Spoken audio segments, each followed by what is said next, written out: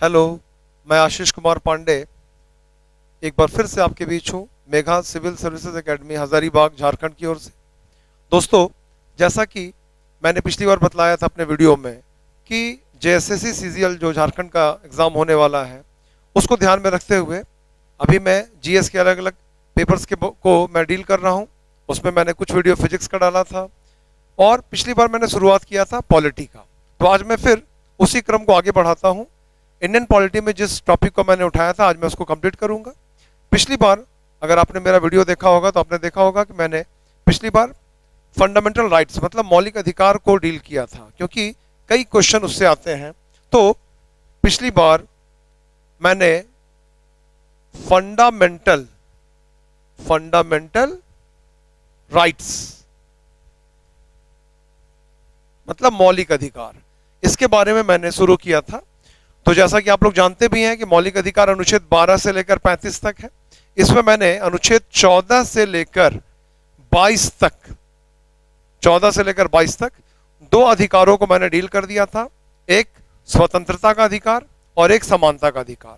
समानता का अधिकार राइट टू इक्वलिटी अनुच्छेद 14 से लेकर 18 तक है और स्वतंत्रता का अधिकार अनुच्छेद 19 से लेकर 22 तक है। तो मैंने अपने पिछले वीडियो में इसको डील किया था। जिन लोगों ने भी वीडियो को नहीं देखा आप जरूर उसको देख लें, इससे आपको एक कंटिन्यूएशन में ये चीजें समझ में आएंगी। अब मैं यहां से आगे बढ़ता हूं। तो चलिए आज हम लोग यहां से आगे बढ़ते हैं जहां पर पिछली बार मैंने छोड़ा था, शोषण के विरुद्ध अधिकार। शोषण के विरुद्ध अधिकार जिसका उल्लेख कहां मिलता है? अनुच्छेद 23 और 24 में। तो एक क्वेश्चन तो यही हो गया आपका। क्वेश्चन पूछता है कि राइट अगेंस्ट एक्सप्लॉयटेशन मतलब शोषण के विरुद्ध अधिकार का उल्लेख कहां मिलता है? तो इसका उल्लेख कहां मिलता है? अनुच्छेद 23 और 24 में। एक क्वेश्चन आपका ये हो गया। अब इसमें हम लोग को दोनों का समझ लेना कि 23 में क्या है और 24 में क्या है। तो 23 में क्या है? मनुष्य के व्यापार, ह्यूमन ट्रैफिकिंग जिसको बोला जाता है, गलत तरीके से उसका व्यापार करना, एक सामान के जैसे उसको खरीद बिक्री करना, मनुष्य के व्यापार। इसके अलावा बेगार, बेगार का मतलब क्या होता है? बिना पैसा दिए हुए काम करवाना किसी से, उसको बेगार बोला जाता है। और उसके बाद बलात्श्रम मतलब फोर्स्ड लेबर, जबरदस्ती काम करवाना। इन तीनों ही चीजों पर रोक लगा दी गई है। तो ध्यान रखना है कहां कहां किस पे रोक लगी है। पहला, मनुष्य के दुर्व्यापार पर, उसका आप व्यापार नहीं कर सकते सामान के जैसा। दूसरा बेगार और तीसरा बलात्श्रम। इन तीनों ही गतिविधियों पर रोक लगा दी गई है अनुच्छेद 23 के द्वारा। इसको आप जरूर याद रखें, इससे क्वेश्चन पूछता हमेशा। अब हम लोग अनुच्छेद 24 में आते हैं। देखिए इसमें क्या है? अनुच्छेद 24 में बाल श्रम पर मतलब चाइल्ड लेबर पर रोक लगाई गई है, बाल श्रम पर। इसमें देखिए क्या बोला गया है कि 14 वर्ष से कम आयु के किसी भी बालक, जब हम बोलते हैं बालक तो ये भी ध्यान रखना कि बालक में ही बालिका भी निहित है। कई बार मैं जब क्लास में पढ़ाता हूं तो बहुत सारे स्टूडेंट ये क्वेश्चन पूछ देते हैं, खासतौर पर जब लड़कियां वो रहती तो वो पूछ देती कि सर बालक बोला गया, बालिका क्यों नहीं? तो उनको समझाना पड़ता है कि बालक में ही बालिका भी निहित है। तो 14 वर्ष से कम आयु के बालक को कारखाना का मतलब क्या हुआ? फैक्ट्री। खान का मतलब माइंस, जैसे कोयला का खान या और भी कुछ, ठीक है। या इसके अलावा किसी भी खतरनाक काम में, खतरनाक काम किसको बोला जाएगा? हजार्डस वर्क जिसको इंग्लिश में कहते हैं। खतरनाक काम का मतलब जहां उसकी जान का खतरा हो सकता है, उसके स्वास्थ्य को खतरा हो सकता है। तो ऐसे जगहों पर उनके नियोजन पर रोक लगा दी गई है, नियोजन पर रोक लगाई गई है, ये ध्यान रखना है। तो ऐसे बालक जिनकी आयु अभी 14 वर्ष नहीं हुई है, तो 14 वर्ष से कम आयु के बच्चों को किसी कारखाना में, फैक्ट्री में, किसी खान में मतलब माइंस में, या किसी भी अन्य खतरनाक काम में नौकरी पर नहीं रखा जा सकता है। तो इस तरीके से क्वेश्चन बार बार पूछता है कि बाल श्रम पर रोक कहां पे लगाया गया? तो कहां पर लगाया गया? अनुच्छेद 24 से। तो ये आपका हो गया 23 और 24, जिसका मेन पर्पस है एक मनुष्य का दूसरे मनुष्य के द्वारा या किसी संस्था के द्वारा या गवर्नमेंट के द्वारा शोषण ना हो सके, इसलिए ये व्यवस्थाएं की गई है। क्लियर? अब हम लोग आगे बढ़ते हैं। यहाँ पे देखिए इसके बाद जो आपको अधिकार मिलता है वो मिलता है धार्मिक स्वतंत्रता का अधिकार। ये भी बहुत महत्वपूर्ण मौलिक अधिकार है, जिसके द्वारा भारत के सभी लोगों को धार्मिक स्वतंत्रताएं दी जाती है। उनको धार्मिक आधार पर किसी तरह का भेदभाव का सामना ना करना पड़े, इसलिए ये प्रावधान किए गए हैं। इनका उल्लेख कहां से कहां तक है? 25 से लेकर 28 तक। अनुच्छेद 25 से लेकर 28 तक, ये आपको ध्यान रखना है। तो चलिए इसको हम लोग अगले पेज में समझते भी जाते हैं एक एक करके। देखिए अनुच्छेद 25 आपको क्या कर रहा है? अनुच्छेद 25 आपको अंतःकरण की, अंतःकरण मतलब होता है कॉन्शस, आपका अंदर का मन, अंतःकरण की स्वतंत्रता देता है, धर्म को मानने की स्वतंत्रता देता है, आचरण करने की स्वतंत्रता देता है, और लास्ट में धर्म प्रचार की स्वतंत्रता भी दे देता है। इसका मतलब देखिए, एक, ये आपका हो गया 2, ये आपका हो गया 3, और ये आपका हो गया 4। तो अनुच्छेद 25 आपको 4 प्रकार की स्वतंत्रता देता है। आपको इस तरीके से याद रखना है उसको। पहला स्वतंत्रता क्या है? अंतःकरण की स्वतंत्रता, अर्थात आपका मन पूरी तरह से स्वतंत्र है, आप किसी भी धर्म को मान सकते हैं या नहीं मान सकते हैं, ठीक है। दूसरा क्या है आपका? आचरण करने की स्वतंत्रता। तो आचरण करने की स्वतंत्रता का मतलब क्या हो गया? जिस भी धर्म या संप्रदाय को आप मान रहे हैं, आप उसके अनुरूप आचरण कर सकते हैं। मंदिर जाना, टीका लगाना, मस्जिद जाना, नमाज पढ़ना, चर्च जाना, गुरुद्वारा जाना, जो भी आपका धर्म बोलता है आप उसके अनुरूप आचरण कर सकते हैं। राज्य का मतलब गवर्नमेंट का उसमें कोई किसी प्रकार का कोई हस्तक्षेप नहीं होगा। और इसके बाद क्या आपका है? देखिए, धर्म को मानने की स्वतंत्रता। आप किसी भी धर्म को क्या कर सकते हैं? मान सकते हैं, उसके अनुरूप आप आचरण कर सकते हैं। और लास्ट में क्या आपको दिया गया? धर्म प्रचार।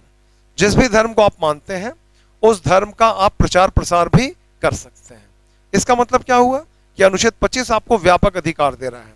अंतःकरण की स्वतंत्रता, किसी भी धर्म को मानने की स्वतंत्रता, किसी भी धर्म को के अनुरूप जिसको आप मान रहे हैं उसके अनुरूप आचरण करने की स्वतंत्रता, और अंततः धर्म का प्रचार करने का स्वतंत्रता। ये आपको अनुच्छेद 25 देता है। अब देखिए, ध्यान रखना है आपको, अनुच्छेद 25, उसके बाद देखिए अनुच्छेद 26 भी है। अनुच्छेद 26 आपको क्या करता है? ये अधिकार देता है विभिन्न धार्मिक कार्यों के प्रबंधन की स्वतंत्रता है। तो कोई भी धार्मिक संप्रदाय या जो धर्म है उसको यह अधिकार दिया गया है कि वो धार्मिक कार्यों के लिए या धार्मिक उद्देश्यों के लिए या धर्मार्थ के कार्यों के लिए वो संपत्ति का, जिसको चल अचल संपत्ति कहते हैं, उसका अर्जन कर सकता है। जैसे बैंक अकाउंट खोल लेना, जमीन खरीद लेना, आश्रम बना लेना, और वहां पर अपने धार्मिक गतिविधियों को वो चला सकता है जिसमें किसी प्रकार का कोई हस्तक्षेप नहीं रहेगा। उसको वो अपना प्रशासित भी कर सकता है और उसका प्रबंधन भी वो खुद कर सकता है। यहां एक बात ध्यान रखने वाला बात है, कई बार कभी कभी कॉन्सेप्चुअल क्वेश्चन पूछ देता है। यद्यपि आप लोगों का जेएसएससी का इतना कॉन्सेप्चुअल क्वेश्चन नहीं पूछना चाहिए, फिर भी मोस्टली उसमें रुझान रहता है फैक्चुअल की ओर, फिर भी मैं उसको डील कर रहा हूं तो मैं समझा देता हूं। कभी कभी क्वेश्चन पूछ देगा कि अनुच्छेद 25 और 26 में क्या डिफरेंस है। तो ये आपको ध्यान रखना है कि जो आर्टिकल 25 है ये व्यक्तिगत अधिकार है। व्यक्तिगत अधिकार मतलब इंडिविजुअल, और आर्टिकल 26 जो है ये सामूहिक अधिकार है।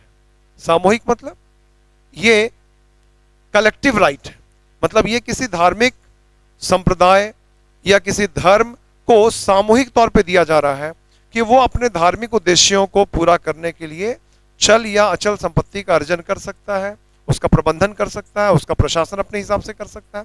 तो ये एक बेसिक डिफरेंस है between article 25 and 26। It is individual right 25, मतलब हर एक व्यक्ति को ये प्राप्त है, और आर्टिकल 26 क्या है?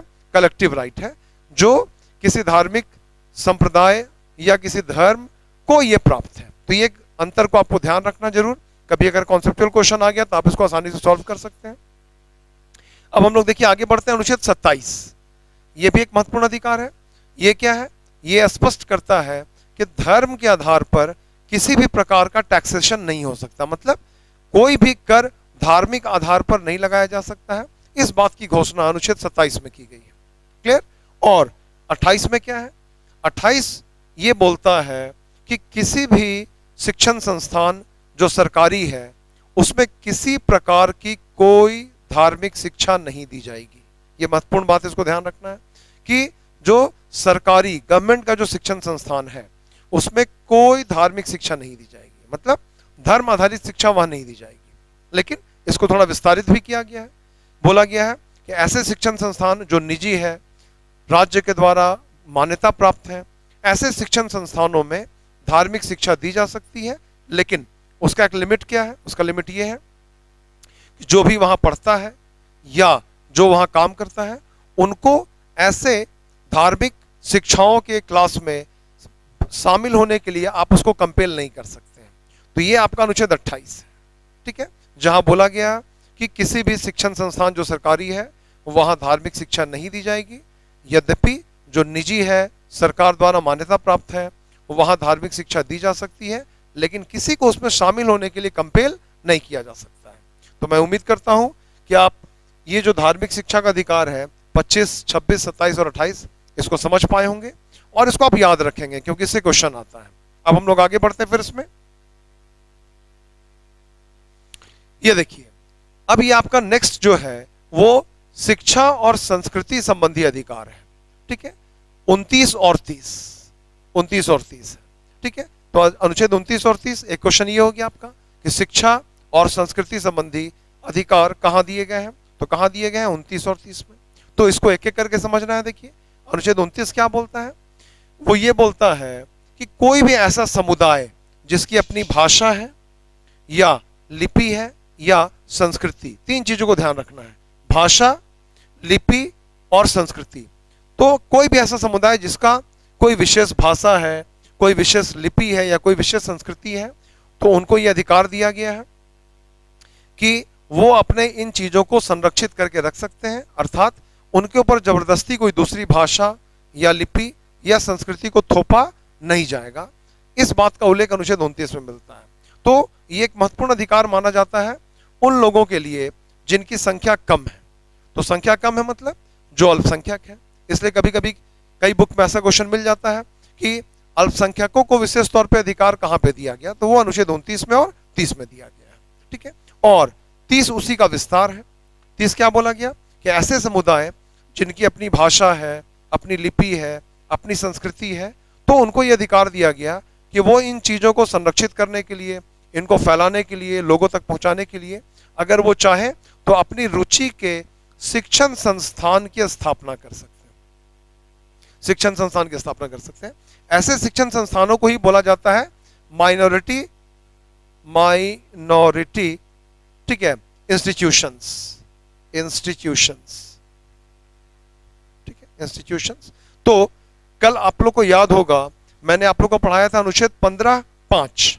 उस 15(5) में मैंने समझाया था कि जो शिक्षण संस्थान है, चाहे वो सरकारी या निजी, वहां पर अनुसूचित जाति, जनजाति, पिछड़ा वर्ग, इन लोगों के लिए कुछ सीट के रिजर्व करने की व्यवस्था की गई है।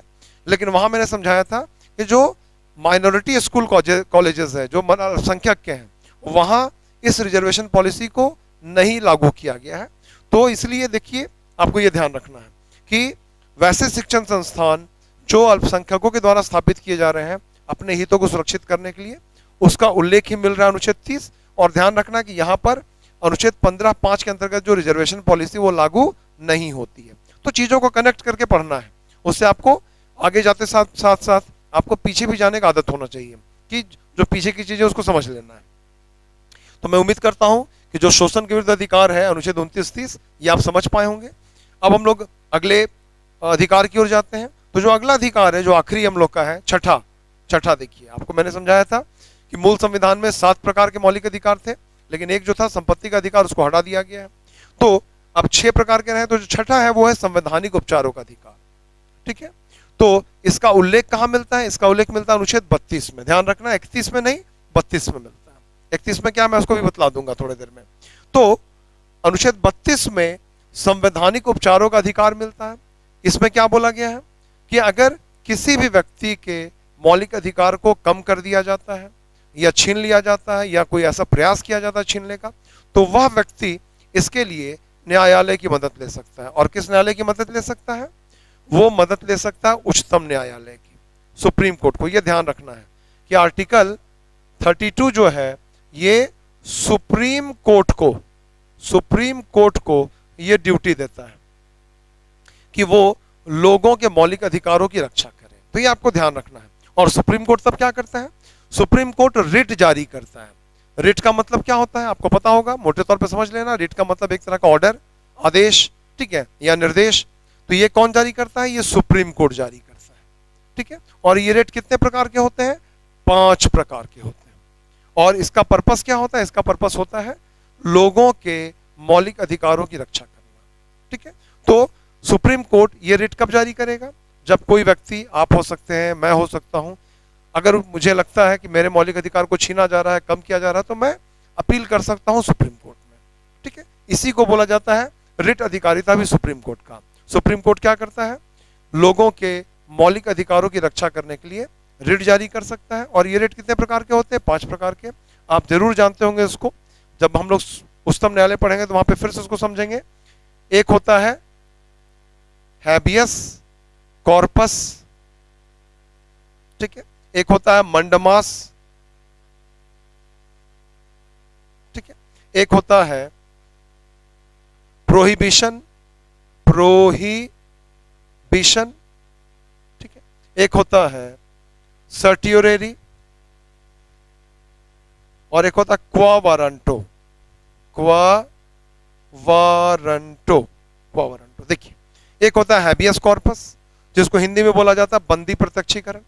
इसका मेन पर्पस क्या होता है कि अगर किसी व्यक्ति को बंदी बना के रख लिया गया है, जेल में रखा गया है, तो ये रिट जारी किया जाता है कोर्ट के द्वारा, जिसका मेन पर्पस होता है कि जिस व्यक्ति को बंदी बनाया गया है उसको सशरीर कोर्ट में उपलब्ध करवाना। हैबियस कॉर्पस का मतलब ही यही होता है, शरीर को प्राप्त करना, ठीक है। तो इसलिए इस रिट का मतलब हो गया कि जो गिरफ्तार है, जिनको जेल में रख दिया गया गलत तरीके से, ठीक है, तो उसको कोर्ट ऑर्डर देती है कि आप उसको शरीर के साथ लाइए, ताकि यह देखा जा सके कि वो सुरक्षित है कि नहीं, और फिर कारणों की पड़ताल की जा सके कि आखिर किस कारण से इसको गिरफ्तार करके रखा गया है। और अगर लगेगा कि कोई उचित कारण नहीं है तो उसको फ्री करने का, उसको छोड़ देने का आदेश जारी किया जाता है। तो इसी को बोलते हैं हैबियस कॉर्पस, हिंदी में इसी को बोला जाता है बंदी प्रत्यक्षीकरण, ठीक है। अगला जो है वो है मंडमास, मंडमास, ठीक है, मंडमास, जिसको हिंदी में बोला जाता है परमादेश, परम आदेश, सुप्रीम ऑर्डर। तो ये क्या होता है, इस रिट का मतलब ये होता है कि कोर्ट किसी भी प्राधिकारी को, जो अथॉरिटी है, किसी सरकारी कार्यालय को ये आदेश जारी करता है कि आप अपने कर्तव्य का पालन सही तरीके से करें, ठीक है। क्यों, ताकि आप किसी को दिक्कत का सामना करना ना पड़े, ठीक है। तो मंडमास जारी करने का मेन पर्पस क्या होता है, कर्तव्य पालन करने के लिए लोगों को प्रेरित करना, अगर ये लगता है कि वो ढंग से काम नहीं कर रहे हैं। अब यहाँ पे कभी कभी क्या होता है, एग्जाम में क्वेश्चन पूछ देता है कि हैबियस कॉर्पस और मंडमास में बेसिक डिफरेंस क्या है, क्या अंतर है।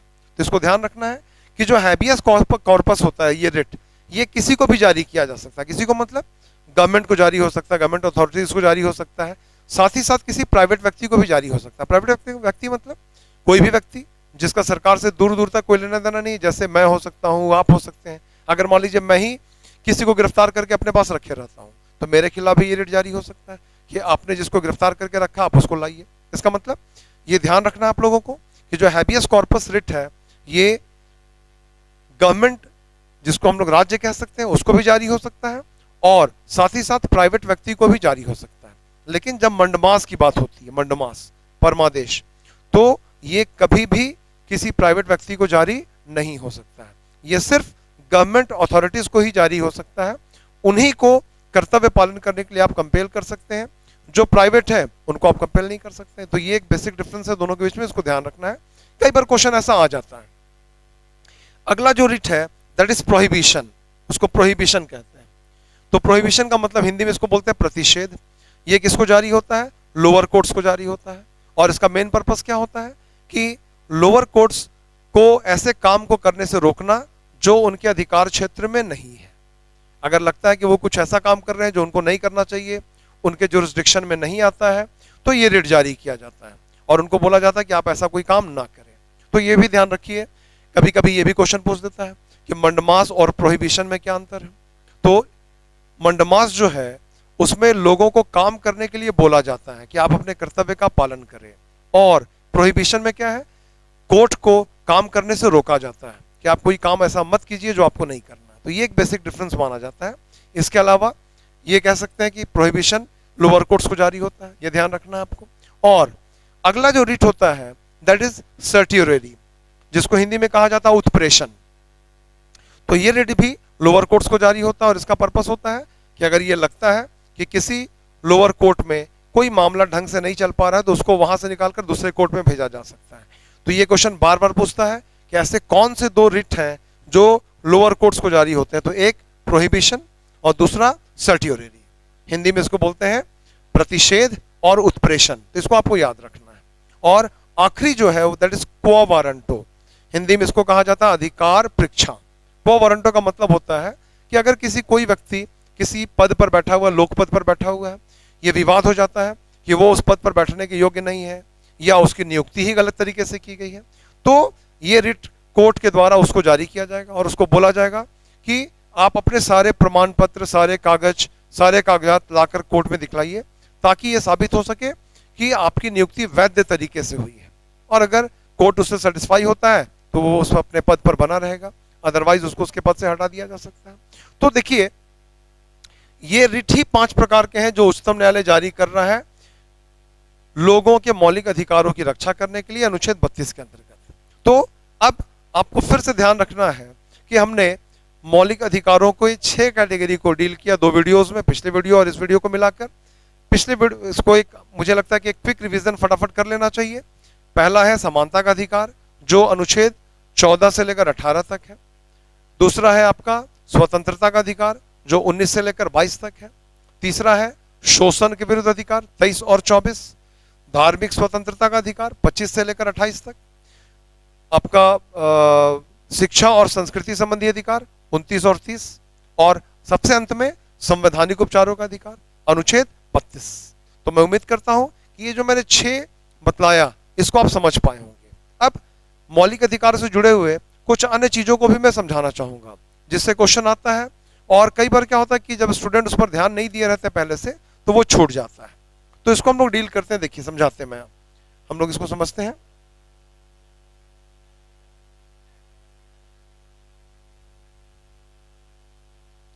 अब देखिए, इसमें मैं कुछ नई चीजों को बतलाऊंगा, उसको आप ध्यान से देखेंगे। अगर आप ध्यान से देखेंगे तो जो क्वेश्चन इससे आता है वो आपको पकड़ में आ जाएगा। देखिए, अभी मैंने समझाया आपको अनुच्छेद 14 से लेकर 32 तक, लेकिन इसमें भी एक अनुच्छेद छूटा हुआ, अनुच्छेद 31। तो आपको जो छूटे हुए अनुच्छेद है उसको भी जरूर पढ़ लेना चाहिए। तो छूटे हुए अनुच्छेद कौन है, मैं उसको बतलाता हूं, देखिए लिखकर। अनुच्छेद 12, अनुच्छेद 13, अनुच्छेद 31, अनुच्छेद 33, 34 और 35। ठीक है, तो पहले तो आपको यह समझ लेना है कि जितने भी अनुच्छेद जो मौलिक अधिकार वाले खंड में है लेकिन मैंने उसको डील नहीं किया, उसको आपको समझ लेना है।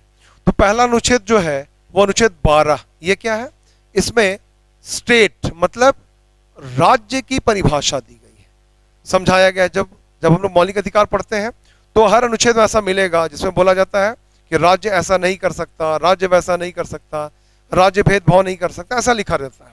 तो आखिर राज्य का मतलब क्या, स्टेट का मतलब क्या, तो उसी को डिफाइन किया गया है अनुच्छेद 12 में।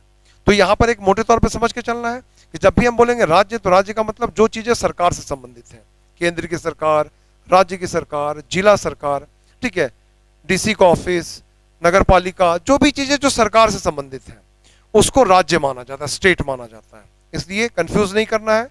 राज्य की परिभाषा का मतलब ये नहीं सोच लेना कि राज्य सरकार, यहां पर राज्य का मतलब हो गया गवर्नमेंट, सरकारी चीजें। इसका मतलब जहां जहां राज्य शब्द का उपयोग किया गया वहां पर वो गवर्नमेंट को रोक रहा है कि सरकार के द्वारा या सरकार के किसी भी संस्था के द्वारा या सरकार के किसी भी कार्यालय के द्वारा लोगों के साथ किसी तरह का भेदभाव या कुछ गलत कार्य नहीं किया जा सकता है। तो ये आपको हमेशा ध्यान रखना है। अनुच्छेद 12 डेफिनेशन ऑफ स्टेट, ठीक है।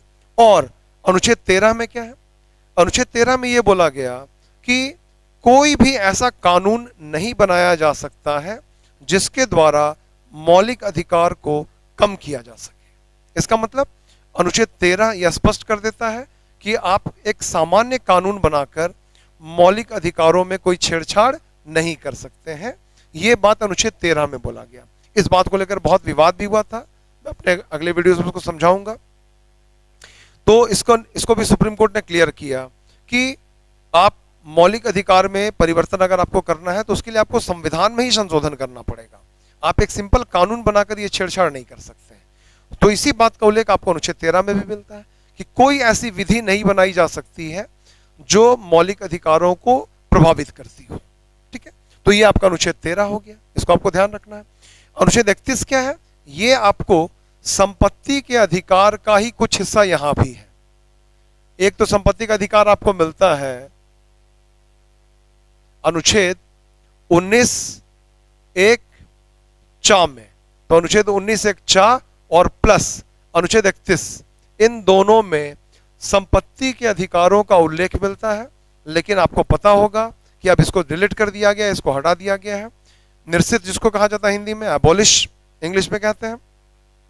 तो किस संशोधन के द्वारा हटाया गया, उसको ध्यान रखना हमेशा। 44वें संशोधन 1978 के द्वारा संपत्ति का जो अधिकार था, जो एक मौलिक अधिकार था, उसको हटा दिया गया। और अब ये सिर्फ क्या बन गया, अब ये सिर्फ एक विधि का अधिकार बन गया, लीगल राइट बन गया है। इसके लिए एक अनुच्छेद जोड़ दिया गया, अनुच्छेद 300 का। तो अनुच्छेद 300 का, अनुच्छेद 300 का, अनुच्छेद 300 का के द्वारा संपत्ति के अधिकार को एक लीगल राइट बना दिया गया है। तो ये भी समझ लेना, कई लोग कंफ्यूज रहते हैं कि आखिर संवैधानिक मौलिक अधिकार और कानून के अधिकार में क्या अंतर हो गया। तो मान लीजिए आपका कोई जमीन है, वो आपका संपत्ति है। अगर कोई इसको छीनता है, इसका मतलब आपके अधिकार को आपसे छीना जा रहा है। तो अगर ये मौलिक अधिकार होता तो आप डायरेक्ट कहां जा सकते थे, आप डायरेक्ट सुप्रीम कोर्ट जा सकते थे अनुच्छेद 32 के अंतर्गत। लेकिन अब उसको वहां से हटा दिया गया। इसका मतलब अभी भी आप अपने जमीन की रक्षा करने के लिए कोर्ट जा सकते हैं, लेकिन अब डायरेक्ट सुप्रीम कोर्ट नहीं जा सकते हैं। आप लोअर कोर्ट जाएंगे, लोअर कोर्ट से आप अपील कर सकते हैं हाई कोर्ट में, देन आफ्टर आप अपील कर सकते हैं सुप्रीम कोर्ट में। तो ये आपको एक अंतर हो गया कि अब ये एक मौलिक अधिकार नहीं है, बल्कि सिर्फ क्या है, एक कानूनी अधिकार है। उसी का उल्लेख अनुच्छेद 31 में भी मिलता है। कुछ अंश मिलते हैं अनुच्छेद 19 एक चा में और कुछ मिलते हैं 31 में, ठीक है। और अनुच्छेद 33 क्या है, ये बहुत महत्वपूर्ण है, इसको भी आपको ध्यान रखना है, इससे भी क्वेश्चन आता है। अनुच्छेद 33 का संबंध किससे है, पुलिस संगठन से है, सेना से है, अर्धसैनिक बलों से है, गुप्तचर संस्थाओं से है। उनके बारे में यह बोला गया है कि अगर इन संगठनों में काम करने वाले लोगों के कुछ मौलिक अधिकारों को कम करने की आवश्यकता पड़ती है तो उसको कम किया जा सकता है। क्यों? क्योंकि ये संगठन ही ऐसे हैं जहां पर लोगों को कई बार कलेक्टिव तरीके से काम करना पड़ सकता है, या अगर वो अपने सारे मौलिक अधिकार का उपभोग करना चाहेंगे तो काम करना मुश्किल हो जाएगा। इसलिए संविधान में ही इसको स्पष्ट कर दिया गया अनुच्छेद 33 में। ये क्वेश्चन कई बार पूछा हुआ है कि पुलिस में या सेना में या सैनिक बलों में या गुप्तचर संस्थाएं जो रॉ है, आईबी है, ऐसी संस्थाएं, वहां पर काम करने वाले लोगों के मौलिक अधिकारों को कुछ कम किया जा सकता है। ये अनुच्छेद 33 में बोला गया। फिर 34 में क्या है ये समझना है। अनुच्छेद 34 में भी ये बोला गया कि अगर किसी क्षेत्र में सेना की विधि, जिसको मार्शल लॉ कहा जाता है, सेना की विधि लागू है तो वहां लोगों के मौलिक अधिकार थोड़े कम किए जा सकते हैं। यह ध्यान रखना है कि मार्शल लॉ वहीं लगता है जहां पर सामान्य स्थिति नहीं है। जैसे भी देखिए मणिपुर में क्या हालात हो गए, कश्मीर में क्या हालात थे पहले। तो कहीं भी अगर स्थिति गड़बड़ा जाती है, उसको कंट्रोल करने के लिए अगर उसको सेना के हवाले कर दिया गया, मार्शल लॉ लागू कर दिया गया, तो वहां पर लोगों के मौलिक अधिकार थोड़े कम किए जा सकते हैं। इस बात का उल्लेख मिलता है 34 में, ठीक है। तो मैं उम्मीद करता हूं अब आपको 12 से लेकर 34 तक समझने में कोई दिक्कत नहीं होगा। जो छूटा हुआ था 12, 13, 31, 33 और 34 मैंने बतला दिया। अब जो आखिरी है 35, हम लोग इसमें आते हैं। ये भी बहुत इंपॉर्टेंट है और कई बार ये कंफ्यूजन पैदा करता है, लोग गलत कर देते हैं क्वेश्चन को। 35 में क्या बोला गया? 35 में ये बोला गया कि संसद को ये पावर दिया गया, संसद को, ध्यान से सुनिए, संसद को ये पावर दिया गया है कि अगर वो किसी मौलिक अधिकार को और इफेक्टिवली, प्रभावशाली तरीके से लागू करना चाहती है और उसको लगता है कि इसके लिए और कोई कानून बनाया जा सकता है, तो वो ये काम कर सकती है। अर्थात संसद के द्वारा किसी भी मौलिक अधिकार को और इफेक्टिवली, प्रभावशाली तरीके से लागू करने के लिए किसी भी कानून का निर्माण किया जा सकता है। मैं आपको एग्जांपल से समझाता हूं।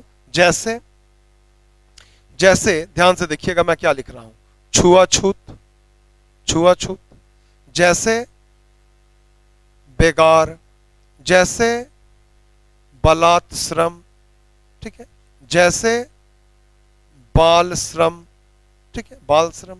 ध्यान दीजिए, क्लियर? तो अब देखिए यहां पे, अब ये जो चीजें हैं, ठीक है, अगर गवर्नमेंट, संसद को ये लगता है कि छुआछूत को कंट्रोल करने के लिए, बेगार को कंट्रोल करने के लिए, बलात् श्रम को कंट्रोल करने के लिए, बाल श्रम को कंट्रोल करने के लिए, या मानव तस्करी को कंट्रोल करने के लिए अगर किसी कानून की आवश्यकता है तो उस कानून का निर्माण संसद कर सकता है। अब यहां पर क्या होता है, जब ये क्वेश्चन पूछा जाएगा, मैंने कई बार अपने इंस्टीट्यूट में जब मैं टेस्ट लेता हूं तो मैं इस तरह के क्वेश्चन को फ्रेम करता हूं। मैं ये क्वेश्चन मैंने कई बार दिया है। क्वेश्चन को मैं एप्लीकेशन के फॉर्म में देता हूं कि छुआछूत को मिटाने के लिए संसद के द्वारा कानून का निर्माण किया जा सकता है, ये बात कहां लिखा गया है। और ज्यादातर स्टूडेंट इसमें गलती से टिक कर देते हैं अनुच्छेद 17। तो ये आपको ध्यान रखना है कि वो 17 नहीं होगा। 17 में ये बोला गया कि छुआछूत का अंत किया गया है, उसके सभी रूपों को त्यागा गया है, उस पर रोक लगाई जा रही है। लेकिन 35 में क्या बोला गया? 35 में ये बोला गया कि अगर संसद को लगता है कि किसी चीज को और इफेक्टिवली लागू करने के लिए कोई कानून बनाना चाहिए तो वो बना सकती है। तो अगर मान लीजिए संसद को लगता है कि भाई छुआछूत पर और इफेक्टिवली रोक लगाने के लिए कानून बनना चाहिए तो कानून बना सकती है। इसलिए जब ऐसा क्वेश्चन आएगा तो उसका आंसर अनुच्छेद 35 होगा, ना कि 17 होगा, जहां छुआछूत के बारे में बोला गया। इसी प्रकार से कई बार बेगार या बलात्श्रम या मानव तस्करी के बारे में पूछा है मैंने कि इसके लिए कानून संसद बना सकती है, ये कहां उल्लिखित है? तो लोग वही गलती करते हैं, अनुच्छेद टिक कर देते हैं वो 23। देखते हैं कि बेगार है, बलात्श्रम है तो 23 टिक कर देते हैं, जबकि इसका आंसर होगा 35। उसी प्रकार से बाल श्रम के बारे में मैंने पूछा कि बाल श्रम को रोकने के लिए कानून संसद बना सकती है, ये कहां उल्लिखित होना चाहिए? तो ये भी 35 में होगा। लोग इसको भी गलती करते हैं, 24 टिक कर देते हैं। तो ये आपको ध्यान रखना है।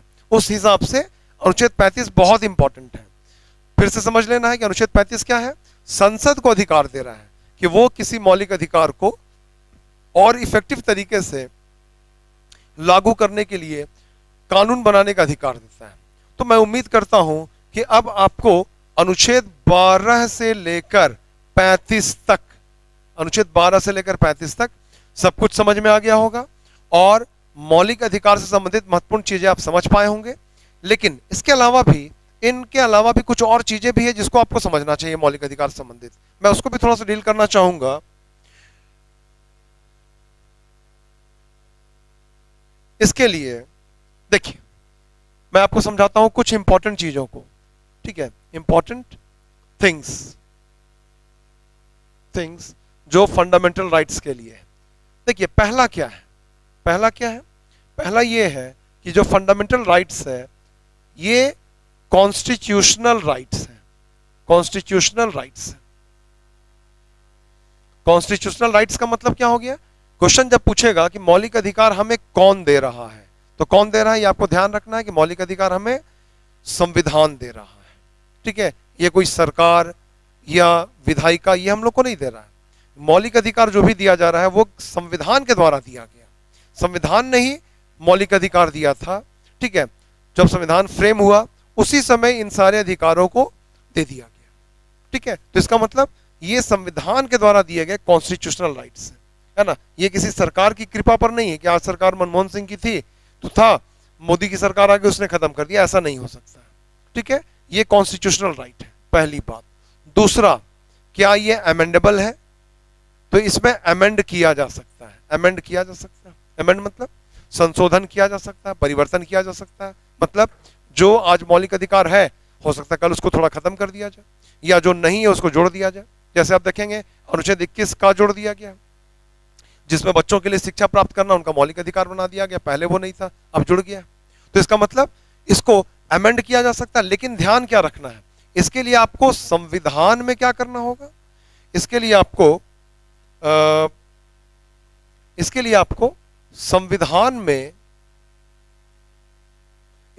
संविधान में संशोधन करना होगा। संविधान संशोधन, कॉन्स्टिट्यूशनल अमेंडमेंट, ये आपको ध्यान रखना है, ठीक है? कि मौलिक अधिकार में परिवर्तन किया जा सकता है लेकिन कानून बनाकर आप परिवर्तन नहीं कर सकते हैं। इसके लिए आपको संविधान में ही क्या करना होगा? परिवर्तन करना होगा। ये एक महत्वपूर्ण बात है। तो पहला बात क्या हो गया? ये कॉन्स्टिट्यूशनल राइट है।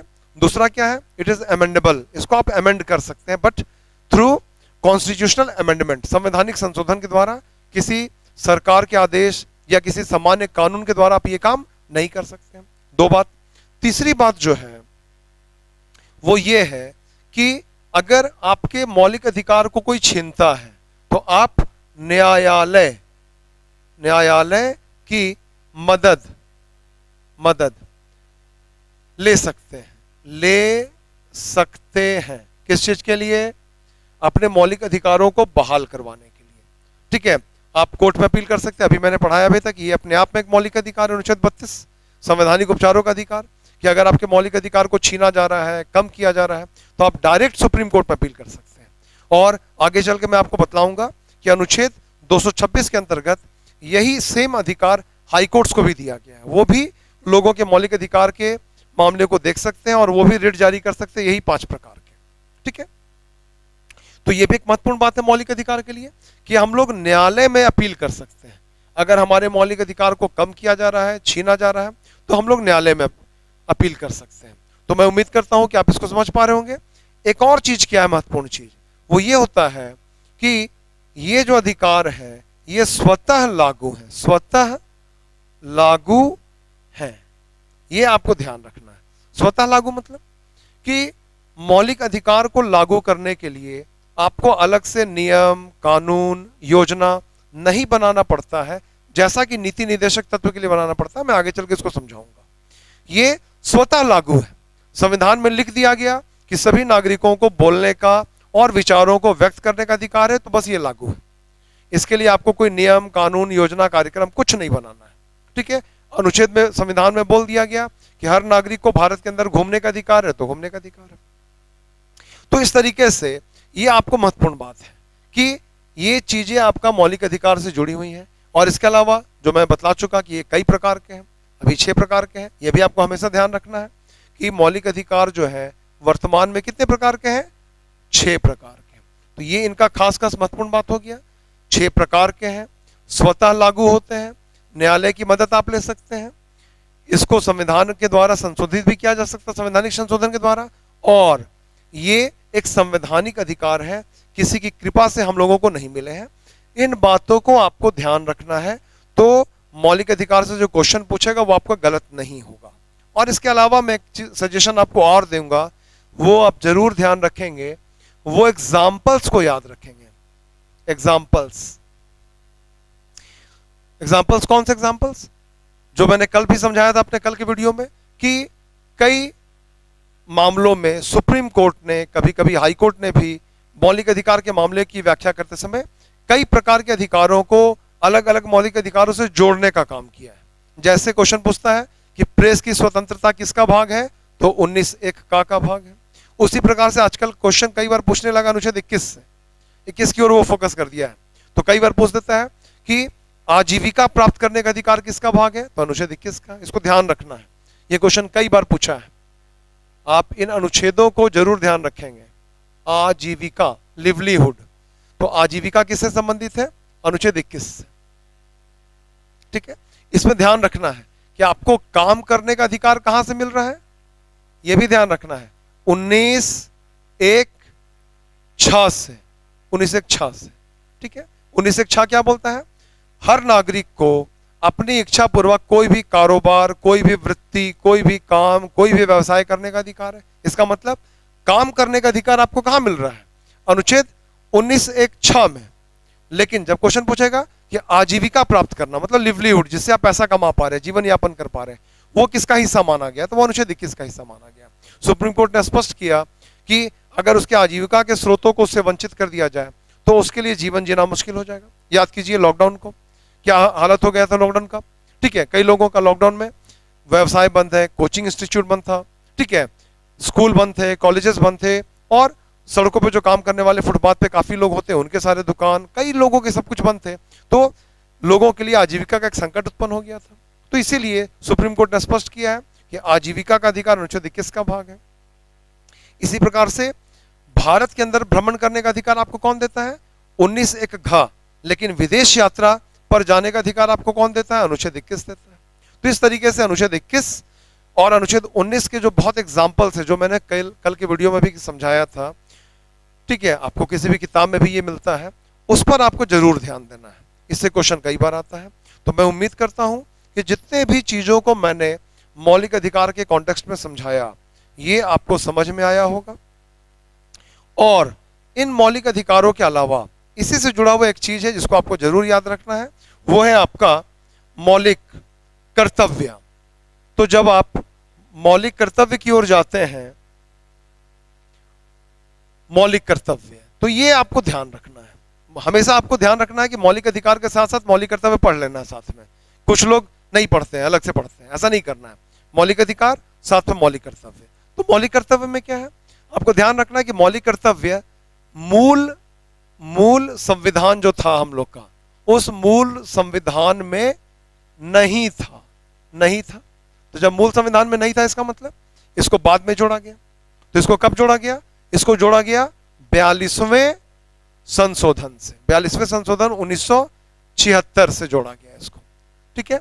इसके लिए एक समिति बनाई गई, इंदिरा गांधी की सरकार थी, एक समिति बनाई गई, स्वर्ण सिंह समिति, और उसने ये सुझाव दिया कि लोगों के लिए कुछ कर्तव्य भी होने चाहिए ताकि वो अनुशासन के साथ रह सके, देश के लिए, समाज के लिए कोई खतरा उत्पन्न ना करे। और तब स्वर्ण सिंह समिति के सुझाव पर ही संविधान में संशोधन किया गया, कौन सा, 42वां। और इसी के द्वारा एक नया अनुच्छेद भी जोड़ा गया, कौन सा अनुच्छेद, 51 का। ध्यान रखिए, मौलिक कर्तव्यों का उल्लेख कहां पर है, 51 का। और इसी में मौलिक कर्तव्यों का उल्लेख किया गया। तो शुरू में मौलिक कर्तव्य कितने थे, 10। लेकिन बाद में क्या हुआ, फिर से संवैधानिक संशोधन करके एक और कर्तव्य को इसमें जोड़ दिया गया। तो वो कर्तव्य क्या था, वो कर्तव्य था कि माता पिता और साथ में अभिभावक, ठीक है, मतलब पेरेंट्स एंड गार्जियंस, दोनों के लिए एक ड्यूटी बना दी गई कि वो बच्चों को अनिवार्य रूप से प्राथमिक शिक्षा उपलब्ध कराएं, ठीक है। ध्यान दीजिए, इसी में आपको बच्चों के लिए अधिकार बनाया गया है 21 का के द्वारा, और माता पिता और अभिभावक के लिए कर्तव्य बना दिया गया, ठीक है। और साथ ही साथ यह भी ध्यान देना है कि आप इसके द्वारा जो नीति निर्देशक तत्व वाला खंड है, आगे चल के हम लोग पढ़ेंगे, वहां पर भी इसको जोड़ दिया गया कि बच्चों, गवर्नमेंट का ये ड्यूटी है कि वो बच्चों को प्राथमिक शिक्षा उपलब्ध कराए। इसका मतलब ये जो संशोधन हुआ था, इसको हम लोग आगे चल के पढ़ेंगे, इससे भी क्वेश्चन आता है। क्वेश्चन पूछता है कि इससे कितने जगह पर संशोधन हुआ, तो 3 जगह पर। एक भाग 4 नीति निर्देशक तत्व, एक भाग 4 का मौलिक कर्तव्य, और एक भाग 3 नीति मौलिक अधिकार, ठीक है। तो बच्चों के लिए मौलिक अधिकार बना दिया गया, गार्जियंस के लिए और माता पिता के लिए मौलिक कर्तव्य बना दिया गया, और स्टेट के लिए, मतलब गवर्नमेंट के लिए भी एक तरह का ये ड्यूटी बना दिया गया कि वो बच्चों के लिए शिक्षा का प्रबंधन करे। तो खैर, तो बाद में एक और कर्तव्य जोड़ दिया गया, +1 हो गया। तो अब ये कितने हैं, 11 है। तो इसमें क्या आपको करना है, देखिए ये लिखा हुआ है, आप जरूर इसको देखेंगे। ये मौलिक कर्तव्य क्या है कि आपको राष्ट्रीय गान, राष्ट्रीय ध्वज, इन चीजों का सम्मान करना चाहिए। इसके अलावा क्या होता है, वो आदर्श जो राष्ट्रीय आंदोलन के लिए हमें प्रेरित करते हैं, उसका हमें पालन करना है, उसको हम लोग को जानने का प्रयास करना है, ठीक है। फिर भारत की एकता, प्रभुता, अखंडता, इसको भी अक्षुण्ण बनाए रखने का कोशिश करना है, देश की रक्षा करना है, ठीक है। इसके अलावा भारत में सभी लोगों के बीच में एक सामंजस्य, समरसता, भाईचारा, ये होना चाहिए, इसके लिए हम लोग को कोशिश करना चाहिए। इसके अलावा जो भी हमारी संस्कृति है, सामाजिक संस्कृति है, ठीक है, उसके गौरवशाली परंपरा को समझना है कि हम लोग का क्या इतिहास था, कैसे हम लोग एक देश के रूप में विकसित हुए, इन चीजों को समझना है और लोगों को बतलाना है, ठीक है। इसके अलावा पर्यावरण की रक्षा करनी है, उसका संवर्धन करना है, वैज्ञानिक दृष्टिकोण का विकास करना है। अभी देखिए, आप जान रहे हैं कि अभी कुछ दिनों पहले ही चंद्रयान 3 का देखिए सफलतापूर्वक लॉन्चिंग किया गया है। तो ये भी एक कर्तव्य बताया गया है कि लोगों में वैज्ञानिक दृष्टिकोण का विकास होना चाहिए।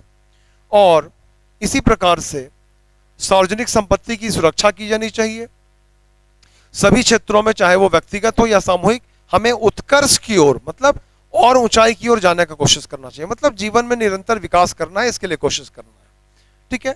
और ये देखिए, यही मैं बता रहा था, ये आखिरी कर्तव्य क्या है, माता पिता या उसके जो संरक्षक है, गार्जियंस, 6 से 14 वर्ष तक के बच्चों को अनिवार्य रूप से वो प्राथमिक शिक्षा उपलब्ध कराया जाए, है ना। ये कौन सा संशोधन है, देखिए 86वां संशोधन, 86, ठीक है। तो यही अभी मैं समझा रहा था कि इस संशोधन के द्वारा 3 चीजें की गई। एक, आपका मौलिक अधिकार इस वाले खंड में भी चेंज किया गया, इसके अलावा कर्तव्य में भी चेंज किया गया, और बाद में नीति निदेशक वाले खंड में भी खत्म किया गया। मतलब ये आपका भाग 3, ये भाग 4 का, और ये भाग 4, ठीक है। ये आपको ध्यान रखना है, कई बार ये क्वेश्चन पूछ देता है, इसलिए मैं इसको समझा दे रहा हूं। तो इस तरीके से मौलिक कर्तव्य जो अनुच्छेद 21 का में उल्लिखित है, उनकी संख्या वर्तमान में कितनी है, 11, पहले कितनी थी, 10। ये आपको जरूर ध्यान रखना, कम से कम 11वां कर्तव्य जरूर याद रखना, बार बार पूछता है, लेकिन मैं आपको जरूर सजेशन दूंगा कि आपको सभी कर्तव्यों को पढ़ लेना चाहिए। होता क्या है कि ये स्टूडेंट नीति निर्देशक तत्व, मौलिक अधिकार, इन सब पे ज्यादा ध्यान दे देते हैं और वो कर्तव्य पर ध्यान नहीं देते हैं। तो कई बार क्या होता है, एग्जाम में क्वेश्चन पूछ देगा, ऑप्शन दे देगा कि निम्नलिखित में कौन एक भारत के नागरिकों का कर्तव्य नहीं है। तो अगर आप नहीं पढ़े रहेंगे तो आपके लिए वहां छांटना मुश्किल हो जाएगा, ठीक है, तो आप अनुमान नहीं लगा पाएंगे, आपसे ये गलत हो जाएगा। इसलिए मैं आपको एकदम सजेशन ये दूंगा कि आप सभी कर्तव्यों को, जो 11 कर्तव्य हैं, उनको अनिवार्य रूप से पढ़ लें और 11वां कर्तव्य कौन सा जोड़ा गया इसको भी आपको ध्यान रखना है। तो इस वीडियो में मैंने जो पिछला वीडियो था मौलिक अधिकार जो मैंने शुरू किया था उसको आज मैंने खत्म किया। तो मौलिक अधिकार अब हम लोग का क्लियर हो गया और साथ में मैंने मौलिक कर्तव्य को भी समझा दिया। तो मैं उम्मीद करता हूं कि इस तरीके से जो एक पैटर्न के रूप में मैं लेके चल रहा हूं जैसे सीजीएल को ध्यान में रखते हुए, ये जरूर आपको फायदा करेगा। अगले वीडियो में मैं नीति निर्देशक तत्व और कुछ अन्य चीजों को भी समझाऊंगा। साथ ही साथ मैं कुछ क्वेश्चंस को भी आपको अगली बार आपको सॉल्व करवाऊंगा जो मौलिक अधिकार और मौलिक कर्तव्य से संबंधित होंगे, इससे आप समझ पाएंगे। मैं कुछ स्तरीय क्वेश्चन को छांटकर आपके लिए लाऊंगा और उसको मैं समझाऊंगा बोर्ड पर, ताकि आप समझ पाएं कि क्वेश्चन किस तरीके से आ सकता है। उससे आपको और ज्यादा फायदा होगा। जो आप पढ़ेंगे क्वेश्चन के रूप में भी जब आप उसको देखेंगे तो इससे आपको और ज्यादा फायदा होगा। जैसा कि मैंने पिछली बार भी बोला था कि अभी मैं कोशिश कर रहा हूं, चूंकि जेएसएससी सीजीएल का एग्जाम है, उसके हिसाब से मैं वीडियो दे रहा हूं। वैसे कोई स्टूडेंट जो मेरे वीडियो देख रहे होंगे जो जेपीएससी के हिसाब से पढ़ना चाहते हैं, उसके लिए मैं अलग से वीडियो आपको दूंगा। जेपीएससी के हिसाब से, यूपीएससी के हिसाब से वीडियो मैं अलग तरीके से दूंगा। वो थोड़ा और ज़्यादा एनालिटिक होगा, वो थोड़ा मैं और विस्तार से समझाऊंगा, ताकि जो जेपीएससी या यूपीएससी स्टैंडर्ड का जो क्वेश्चन पूछा जाएगा मौलिक अधिकार से ही, वो किस तरीके से आएगा, उसके लिए मैं अलग से आपको वीडियो दूंगा। तो जो छात्र जेएसएससी को टारगेटेड है, मैं उनको ध्यान में रखते हुए वीडियो दे रहा हूँ, क्योंकि उनका एग्जाम अभी नजदीक है। साथ ही साथ मैं उन लोगों को भी ये समझा रहा हूँ कि जो जेपीएससी के लिए टारगेटेड है, जेपीएससी की तैयारी कर रहे हैं, मैं उनके लिए अलग से आपको वीडियो दूंगा। पॉलिटी का, हिस्ट्री का मैं एक अलग सीरीज लाऊंगा, वो स्पेशली टारगेटेड होगा जेपीएससी के लिए, उससे आपको ज़्यादा फायदा होगा। अभी मेरा फोकस जेएसएससी की ओर था, उस हिसाब से मैंने ये वीडियो दिया हुआ है। तो मैं उम्मीद करता हूँ कि जो भी स्टूडेंट इसको देख रहे होंगे वो इसको पसंद करेंगे और इससे जरूर उनको फायदा होगा। Thank you.